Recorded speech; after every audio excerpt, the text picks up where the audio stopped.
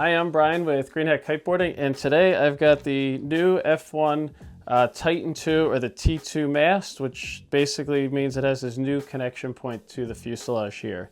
So before, the Titan mast or the T1 had a connection point like this where the fuselage would just sit on top of it here, and it was held in by 3 M6 screws, and the screws did most of the work to keep it from twisting and moving.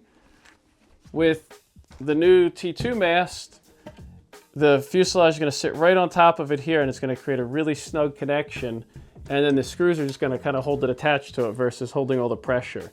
They did change from having 3 M6 screws to now just 2 M8 screws.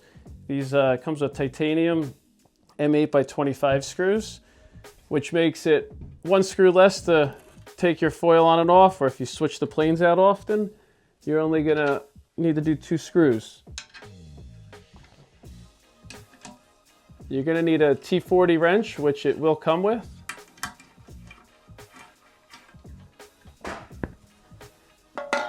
And then you just snug them down, kind of go back and forth so they get a little snug, and then I usually just kind of push down a little here and a little here just to have it seat a little bit.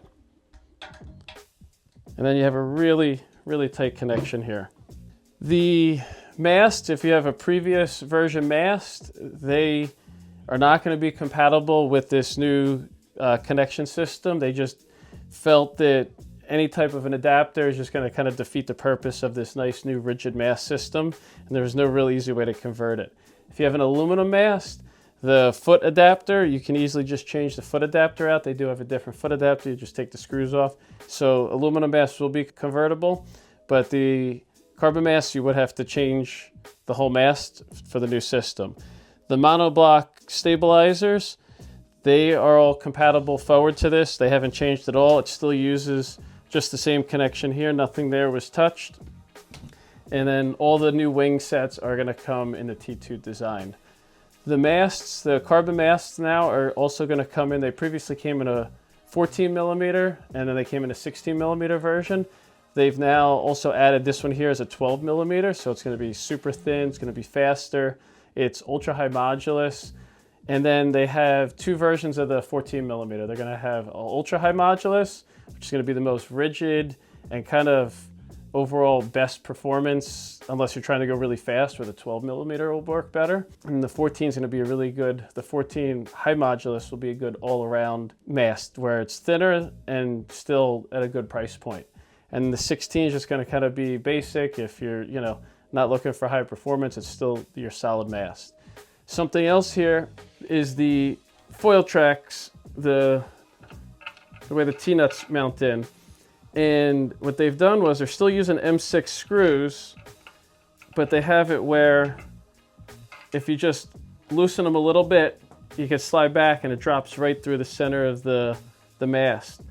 So you can use regular track nuts, or if you have the locking track nuts set in your track, you're just going to set this down right onto your board here, slide forward, and then it's just going to take a couple turns to snug it up, so you don't have to take the whole screw out. You're not trying to find the nut in the middle of the track system.